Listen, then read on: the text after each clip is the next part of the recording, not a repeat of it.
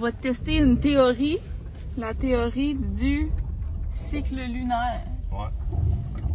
Fait que c'est la pleine lune, puis il y a un éclipse. Ouais, il va y avoir une éclipse lunaire. Je connais l'astrologie, pas l'astrologie, l'astronomie. Fait que c'est ça, on s'en va tester ça. On va voir ce que ça va donner.